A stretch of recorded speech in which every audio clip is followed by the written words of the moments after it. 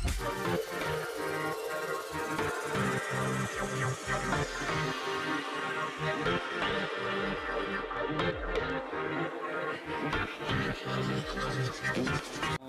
morning mga kasurti. So ayan, mag-hunting tayo ng bonsai.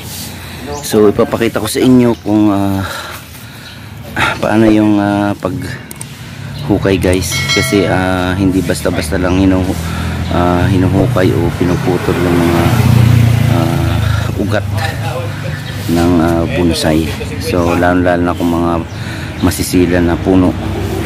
So kailangan alamin natin yung pagdiskarte na hindi mapuputol yung importanteng ugat. So mamaya guys, i-discuss ko sa inyo, ipapaliwanag ko sa inyo yung importanteng mga ugat na dapat ingatan, no, na hindi maputol at hindi malamog at hindi dapat nagkakaroon ng damage yung kanyang punong ugat. Alright, so ayan mga kasurti, papakita ko sa inyo mamaya yung kamuning. Ayan, ang ganda ng mga sayaw ng puno. So napakagandang gawing materialis na bonsai. So ito huhukayin natin guys. So ito pinutol ko na yung dito para hindi masyadong matigas. So ayan, hinabaan ko ng putol kasi mamaya puputol pa tayo dyan guys. Hindi naman ganyan kahaba talaga yung kaya hinabaan natin siya ng putol para kung magputol tayo mamaya maglalagari dyan, hindi malalamog to. Kasi pag may lamog yan guys, ganyan, lamog na lamog yung ugat at basta natin tinanim yan, magkakaroon ng damage. So mabubulok pag binabad natin sa tubig or tinanim natin siya sa lupa. So mabubulok kapag may ganyang mga damage. So dapat wala siyang damage guys. Kaya mamaya sasabihin ko sa inyo, papakita ko sa inyo yung pagputol ng yung may mga sugat na pinagtaga natin dahil yan magkakaroon ng mga damage yan. So papakita ko sa inyo yung pagputol. So ito guys, itong pinutol ko na ito. Ayan. So babawasan ko ng sanga habang nakatayo pa siya, habang hindi ko pa siya nauway. Kasi pag hindi ko siya pinutol kaagad guys, at ito ikakaluso mo itong katawan sa matigas na bagay, pag pinuputol mo ulit lagarin natin. So magkakasugat tong niya guys, itong balat. So dapat yan ang iwasan natin na huwag siya masugatan dito. Yun ang nagkukos na magkaroon siya ng sakit o kasi yun siya ng mga insekto papasukin. So dapat iwasan natin yan na masugatan yung kanyang dito yung balat. So kaya habang nakatayo pa siya guys, is puputulan ko na siya para pag halimbawa hindi natin kaagad to pinutol at magpuputol tayo pag nabunot na tong ugat. So may posibilidad na masusugatan siya kasi kakalso natin siya sa mga bagay na matitigas. So dyan magkakaroon ng dahilan na magkakasugat siya. So yun ang iwasan natin guys, na masugatan siya, lalo na itong mga materialis na ganito na masisilan. Alright. So ayan, so ito na mga kasurti, nakuha na natin yung hinuhukay natin kanina. So nalinis ko na rin. Ayan.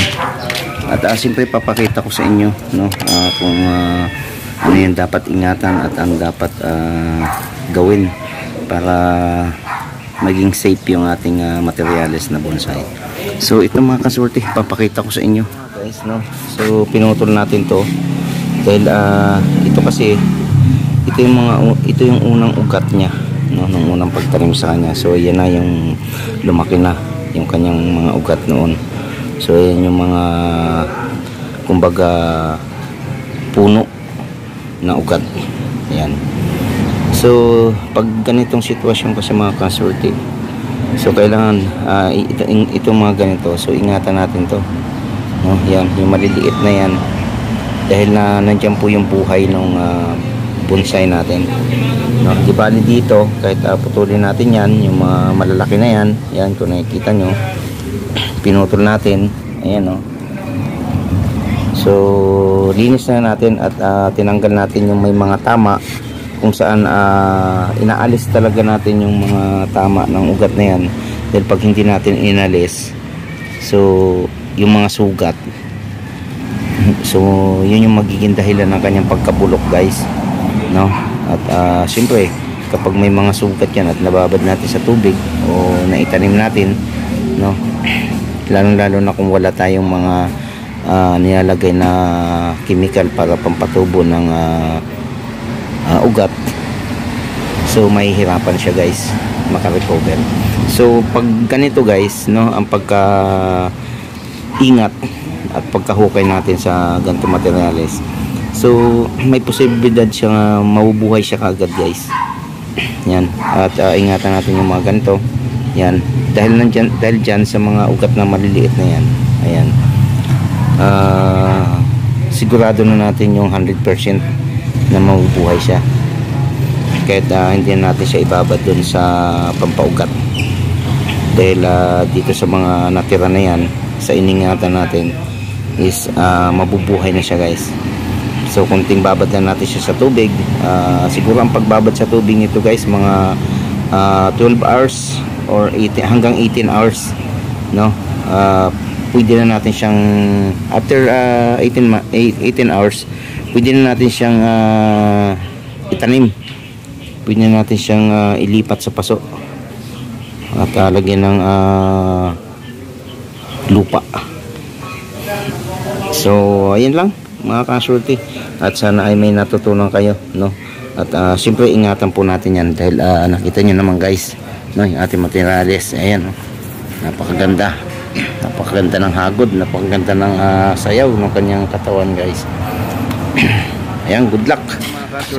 Maraming salamat sa pagtutok ninyo dito sa aking video. Sana may natutunan kayo kung kayo ay isang bonsai hunter o isang bonsai artist.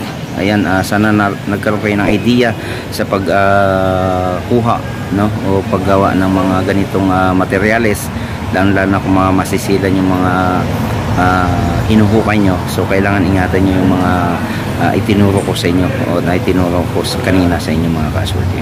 Alright, so hanggang dito na, mga kasulti, at sana huwag nyo kalimutang mag-subscribe at siyempre pakipindot na rin inyong notification bell para updated kayo sa lahat ng mga video na ina-upload ko tungkol dito sa pagbobonsai.